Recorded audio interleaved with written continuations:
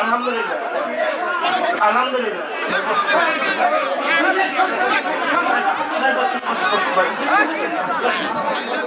আলহামদুলিল্লাহ সম্মানিত ভাইরা ভাই আপনি বসুন সম্মানিত ভাইরা প্লিজ আমরা কোথায় পয়সা খরচ করে তাকে টাকা ছাড়া ভালো নাই সেটা কিসের আলেম তোরা কথা বলেন কেন ওইভাবে বলতে হবে টাকা ছাড়া ভালো নাই সকালবেলা টাকা পাঠান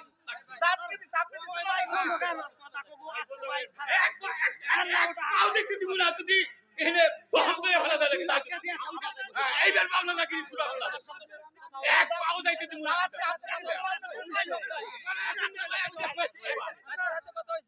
না কম দেওয়া যায় আমি দেখুন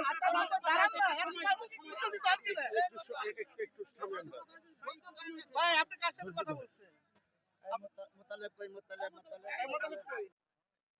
কারো দরবারে কারোর পীরের দরবারে মাথা নত হয়, কারণ নেতার কাছে মাথা নত হয়, কারোর বাজারে দিয়ে মাথা নত করে দাঁড়াই থাকতে হয়, অথচ আমার মাথা আল্লাহর কাছে ছাড়া কারোর কাছে নত হবে না।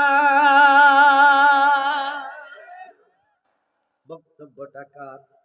আপনি যদি ঈমান এনে থাকেন হতে পারেন আপনি আওয়ামী লীগ, আপনি ঈমান এনেছেন হতে পারেন আপনি বিএনপি, আপনি ঈমান এনেছেন হতে পারেন আপনি জামাত, আপনি ঈমান এনেছেন হতে পারেন আপনি চরমনাই, আপনি ঈমান এনেছেন হতে পারেন আপনি খেলাফত মজলিস খেলাফত আন্দোলন, হতে পারেন আপনি তাবলীগ, কিন্তু আপনার মাথাটা কারোর কাছে ছাড়া নত হবে না। আপনি ঈমানদার মাথা নত করবেন কার জন্য? আমরা কেউ নেতার কাছে দিয়ে মাথা নত করি, কেউ বা নেত্রীর কাছে দিয়ে মাথা নত করি, কোন কোন মুরিদ আছে পীরের দরবারে যেয়ে রুকু করে। তাহলে মাথা নত আল্লাহর কাছে ছাড়া আর কারোর কাছে হবে? আরো জোরে বলেন। আজকে রজের প্রথম শিক্ষা, যতদিন বেঁচে আছি ততদিন পর্যন্ত আমার মাথাটা নত হবে কার জন্য? বাংলাদেশের দুইজন ব্যক্তির নাম খুব জোরালো উচ্চারণ হয়। একজন ব্যক্তি হলেন আল্লামা দেলোয়ার হোসেন সাঈদী, আর একজন ব্যক্তি হলো শহীদ প্রেসিডেন্ট জিয়াউর রহমান। শহীদ প্রেসিডেন্ট জিয়াউর রহমানের নামটা এই জন্য বেশি উচ্চারিত হয়, শহীদ প্রেসিডেন্ট জিয়াউর রহমান ক্ষমতায় থাকা অবস্থায় তিনি মক্কা শরীফ মদিনা শরীফে হজে গিয়েছিলেন। হজে গিয়ে দেখলেন হাজিদের বিরাট সমস্যা, শুধু রোজ আর রোজ। তাই তিনি বাংলাদেশের মাটি নিয়ে, বাংলাদেশের কিছু নিম গাছের চারা নিয়ে মদিনার আনাসে কানাসে, মক্কার আনাসে কানাসে লাগাইছে। তিনি একটা ভালো কাজ করে গেছে, এই জন্য মানুষ তাকে কিয়ামত পর্যন্ত স্মরণে রাখবে। কথা বলেন। আর একজন ব্যক্তি আল্লামা সাঈদী দেলোয়ার হোসেন সাঈদী। দেলোয়ার হোসেন সাঈদীর ওয়াজগুলোর ভিতরে আলাদা একটা মুজিজা ছিল, যা অন্য কোন বক্তার না। যত বড় বক্তা হোক, সাঈদী সাঈদী, সাঈদীর কোনো বিকল্প আছে? এই কথা বলেন, সাঈদীর কোনো বিকল্প আছে? সাঈদীর প্রতিটা দোয়া কবুল হয়েছে না হয়নি? সাঈদী বলেছিলেন, আল্লাহ যারা আমার এত বড় ক্ষতি করলো তাদেরকে জাতির সামনে ন্যাংটা করে দাও। আপনারা দোয়া শোনেননি? আপনারা এ দোয়া করেননি উনি? আজকে দেখেন, ঠিক যেই ট্রাইব্যুনালে সাঈদীর রায় হয়েছিল, ওই একই ট্রাইব্যুনালে শেখ হাসিনার ফাঁসির রায় হয়েছে। একই ট্রাইব্যুনালে সাবেক স্বরাষ্ট্রমন্ত্রী আসাদুজ্জামান কামাল, তারও রায় হয়েছে। জাতি এখন দেখতে চায় যেই আদালতের রায়ে আল্লামা সাঈদীকে 13 বছর জেলে রাখা হয়েছিল, ওই কোর্টের রায় যেন আমরা আমাদের সামনে চোখে দেখে যেতে পারি। আমাদের দেশের একজন নেতা আছে, তিনি বলেছেন যে যেই কোর্টে মুক্তিযোদ্ধাদের পক্ষে বিচার করে যুদ্ধ অপরাধীর রায় কার্যকর করা হলো, ওই কোর্টে শেখ হাসিনার রায়টা আমরা ভালো বলে মনে করছি না, ওনারা সেটা মেনে নিতে পারিনি। আমরা স্পষ্ট করে বেলকুচির মাটির থেকে বলছি, যদি আপনি এই রায় মেনে না নেন, এটা 18 কোটি মানুষের মনের রায়। যদি আপনি মেনে না নেন, তাহলে শেখ হাসিনা যে পথে গেছে আপনিও সেই পথে চলে যান। আপনার মতন নেতা আমাদের বাংলাদেশে দরকার নাই। তাহলে রুকু করব কার জন্য? আরেকটু জোরে বলেন। আল্লামা সাঈদী 50-52টা বছর তাফসীর করেছে। তার কোন আমল যদি আল্লাহর দরবারে কবুল না হয়, আমার বিশ্বাস একটা আমল তার কবুল হয়ে সেই আমলে সে জান্নাতে যাবে। সেটা কোন আমল? সেটা হলো আওয়ামী লীগ সরকার যখন ক্ষমতায়, বাংলাদেশ জামাত ইসলামের 3 জন এমপি ছিলেন জাতীয় সংসদে, তার ভিতরে একজন ছিলেন আল্লামা সাঈদী। তিনি লক্ষ্য করলেন যত এমপি ভিতরে ঢোকে সব এমপিরা মাথাগুলো নিচু করেই ঢোকে। রুকু করা মানে কি বললাম? ঝুঁকে পড়া। সব এমপিরা মাথা ঝুঁকাই স্পিকারকে রুকু করে, স্পিকারের কাছে মাথা নিচু করে জাতীয় সংসদে ঢোকে। আল্লামা সাঈদী বাগের বাচ্চা তিনি চিন্তা করলেন, এরা নির্ভুল, এরা নিঃসন্দেহ একটা শিরক। নিঃসন্দেহ কি? আর এটা মুসলিম দেশ, 5.5 লক্ষ মসজিদে দৈনিক আযান হয়, এদেশে শিরক বেদাত চলবে না। উনি দাঁড়িয়ে বললেন, মাননীয় স্পিকার, আমার এই মা কপালটা নত হবে কার কাছে? ইয়া আইয়ুহাল্লাযীনা আমানুর কাউ আসজুদু, আমি রুকু করব আল্লাহর জন্য, সিজদা করব আল্লাহর জন্য।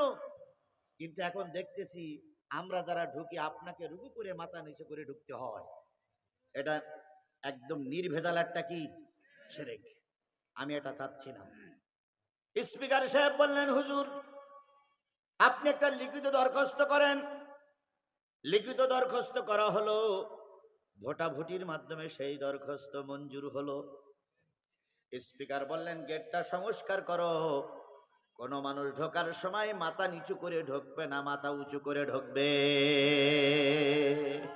এই যে তার জীবনের সবচেয়ে বড় একটা ভালো কাজ করে গেছেন, এই কাজের ওসিলায় আল্লাহ যেন তাকে জান্নাতুল ফেরদাউস দান করে। তাহলে রুকু করব কার জন্য? 2 নম্বর আসজুদু, সিজদা করো। সিজদা করা মানে হলো মাথাটা একবার মাটির সঙ্গে লাগায় দেওয়া। কারো জন্য? আরো জোরে বলেন। আসজুদু ওয়াবুদু রাব্বাকুম, যত ইবাদত হবে সব রবের জন্য। ওয়াফালুল খায়রা লাআল্লাকুম তুফলিহুন, ভালো ভালো কাজ করো, আল্লাহ পাক সফলতা দান করবে। তাহলে প্রথম কি? রুকু। 2 নম্বর সিজদা। 3 নম্বর গোলামি কার? 4 নম্বর ভালো ভালো কাজ করো, পুরস্কার দেবেন কে? আরেকটু জোরে বলেন, পুরস্কার দেবেন কে? তাহলে রুকু করব কার জন্য? সিজদা করব কার জন্য? ইবাদত গোলামি হবে কার জন্য? ভোট দেওয়া ফরজ, আবার ভোট দেওয়া হারাম। যে ভোট দিলে একজন জালেম ফাসিক ক্ষমতায় যায়, সেই ভোট থেকে যদি ভোট দেওয়া না যায় বিরত থাকতে হবে। আর আপনার একটা ভোটে যদি কোরআন জাতীয় সংসদে যায়, ওই ভোটটা আপনার জন্য ফরজ। ভোট দেওয়া হারাম, আবার ভোট দেওয়া কি? দুইটা আছে বলে। আপনি ফরজ আদায় করতে পারছেন না, দেখতেছেন ভোট দিলে জালেমেরা ক্ষমতায় যাবে, এরা কোরআন বিদ্বেষী, ভোট থেকে বিরত থাকুন। আবার দেখতেছেন একটা ভোটের কারণে একটা কোরআনের পাখি ফেল করতে পারে, যদি হামাগুড়ি দিয়েও যেতে হয় তবু ভোট কেন্দ্রে যান। একটা হচ্ছে কোরআন বাঁচানোর জন্য, আর একটা হচ্ছে কোরআন ক্ষতির থেকে হেফাজত পাওয়ার জন্য। কবরে আযাব হবে, কবরে কৈফিয়ত দেওয়া লাগবে। এই বিশ্বাস যাদের অন্তরের ভিতরে ঢুকেছে, যারা ঈমানদার, ঈমান আনার পরে সর্বপ্রথম যে কাজটা করবে সেটা হলো রুকু করো। কি করো? সবাই মিলে বলেন, কি করো? আরেকটু জোরে বলেন, কি করো? রুকু করা মানে কি? না, রুকু করা মানে হলো ঝুঁকে যাওয়া, নত হওয়া, নিচু হওয়া।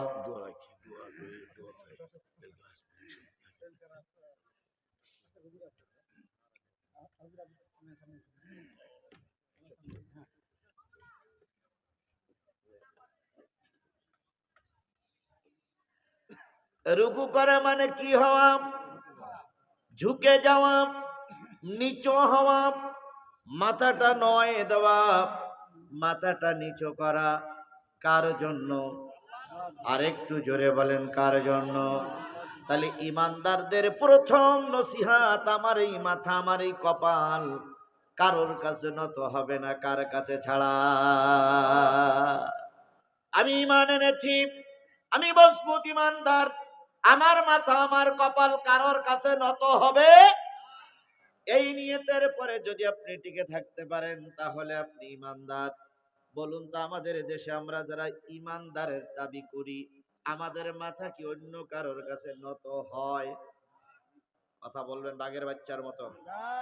অন্য কারোর কাছে নত হয়? হয় না? কেউ বলে হয়, কেউ বলে না। তাই কোন ধরি মহাজালা।